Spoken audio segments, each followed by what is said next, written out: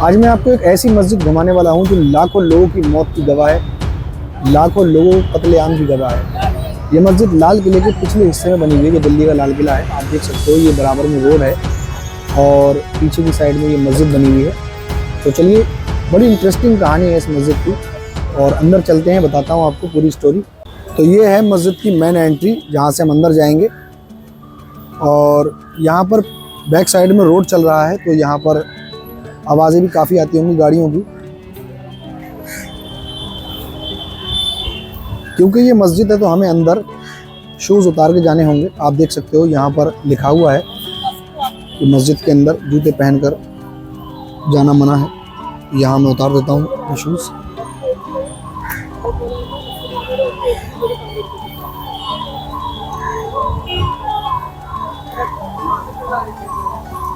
अगर मैं इस मस्जिद की बात करूं तो इस मस्जिद को मोहम्मद शाह रंगीला की बेगम कुदसिया बेगम ने बनाया था, लेकिन उस वक्त भारत में हुकूमत थी मोहम्मद शाह रंगीला की।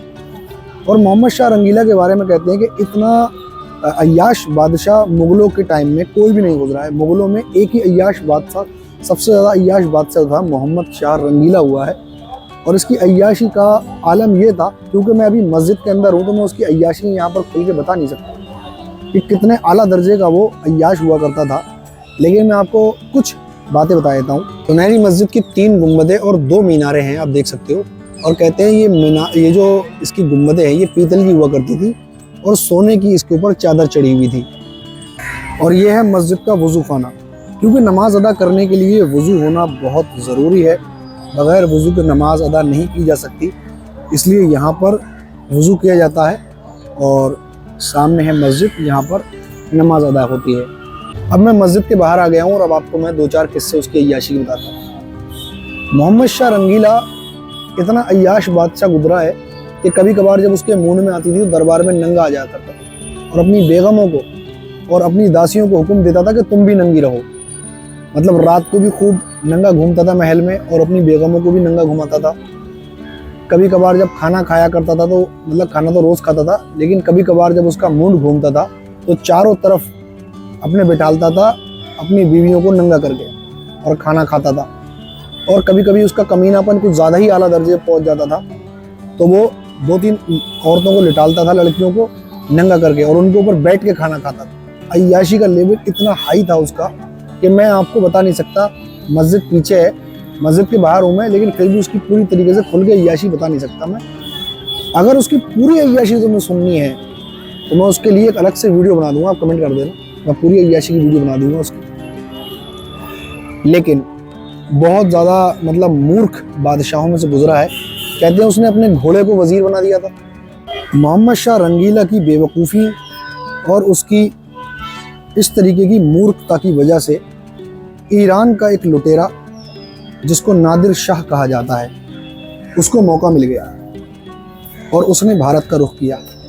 उसे पता चल गया कि भारत में इतना ख़जाना है और यहाँ का बादशाह मूर्ख और अय्याश है। वो भारत आया, उसकी भी बहुत लंबी स्टोरी है, शॉर्टकट में बताता हूँ दोस्तों।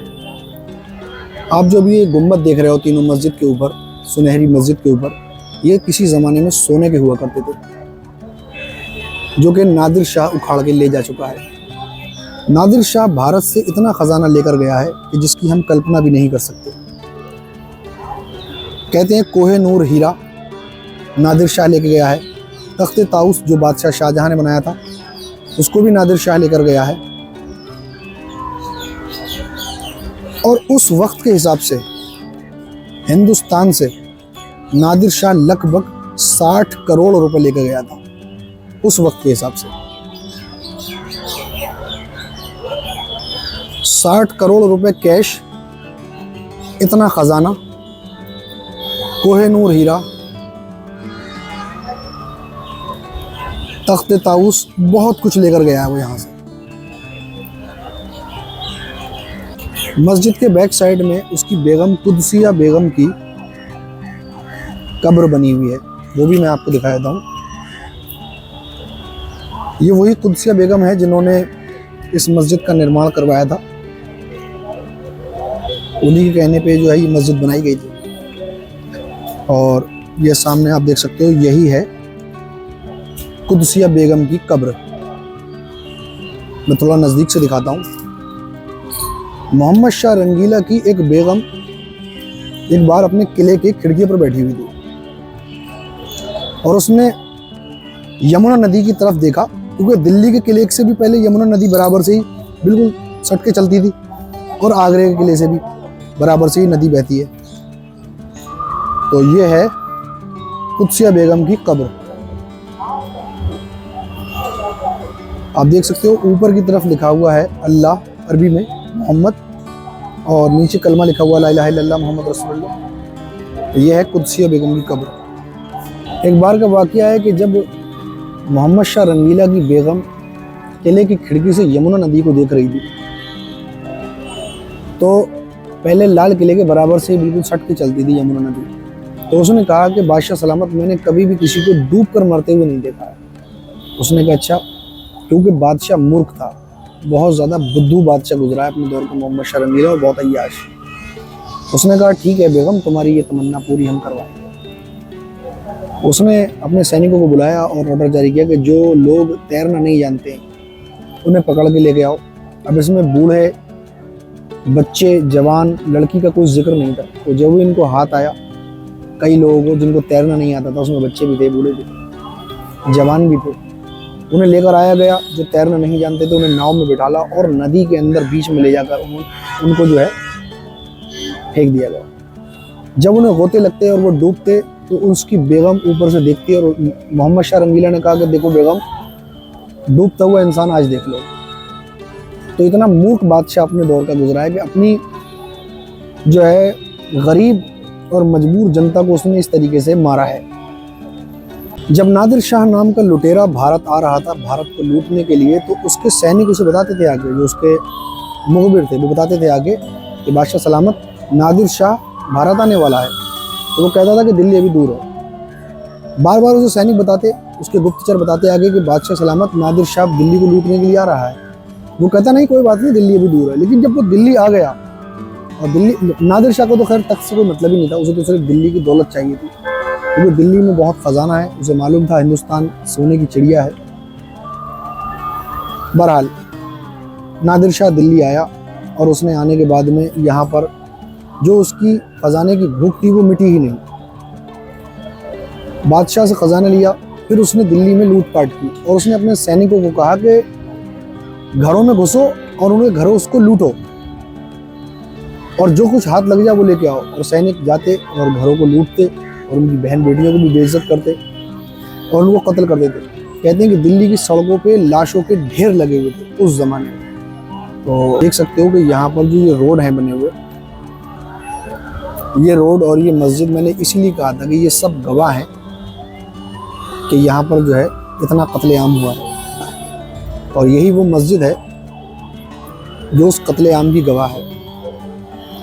अगर मैं इस मस्जिद की बात करूं तो इस मस्जिद को मोहम्मद शाह रंगीला की बेगम कुदसिया बेगम ने बनाया था और बहुत ही यहाँ की शानदार डिज़ाइनिंग है। मैं आपको डिज़ाइनिंग दिखा देता हूँ। अगर डिज़ाइनिंग की बात करूँ तो बहुत ही शानदार तरीके से लाल पत्थर पे कटिंग करके नक्काशी का काम कर रखा है और बहुत खूबसूरत डिज़ाइनिंग दे रखी है इस पर। और 1 साल का समय लगा था इसको बनाने के लिए। 1 साल में बनकर तैयार हो गई थी मस्जिद। एक नज़र अंदर से भी दिखा देता हूँ। मस्जिद में अब भी नमाज होती है, यहाँ पर नमाज अदा की जाती है और 5 वक्त की नमाज यहाँ पर अदा होती है। और देख सकते हो आप अंदर से इसका नज़ारा। सुनहरी मस्जिद के गुम्बद के बारे में कई राय हैं।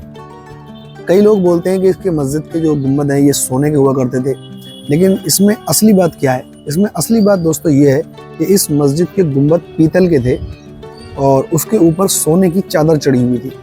तो इसलिए दूर से देखने पे ये मस्जिद के गुम्बद बिल्कुल ऐसे लगते थे जैसे सोने के गुम्बद हैं। और इसी वजह से, यही वजह रही जो इसका नाम सुनहरी मस्जिद के नाम से मशहूर हो गया। मस्जिद के बाहर लोग सवाब की नियत से यहाँ परिंदों के लिए दाना डालते हैं। आप देख सकते हो यहाँ पर बहुत सारे कबूतर दाना खा रहे हैं और कई लोग आते हैं। मैं आराम से यहाँ से जाऊँगा ताकि ये लोग उड़े ना, लेकिन ये फिर भी उड़ गए यहाँ से।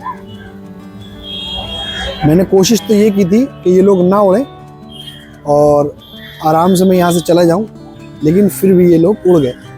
लेकिन अभी कुछ कबूतर यहाँ बाकी बचे हैं, तो मैं यहाँ से आराम से निकल जाता हूँ ताकि ये आराम से अपना दाना खाते रहें।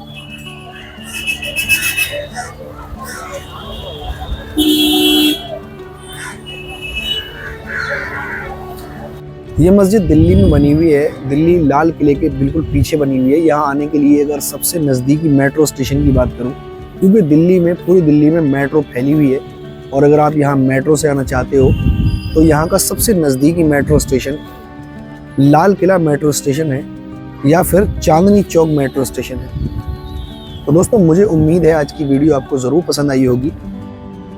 तो दोस्तों अब मेरा यहाँ से जाने का समय हो गया है। अगर मेरी वीडियो आपको पसंद आई है तो वीडियो को लाइक और चैनल को सब्सक्राइब करें ताकि आने वाली वीडियो आप तक आसानी से पहुँच जाए।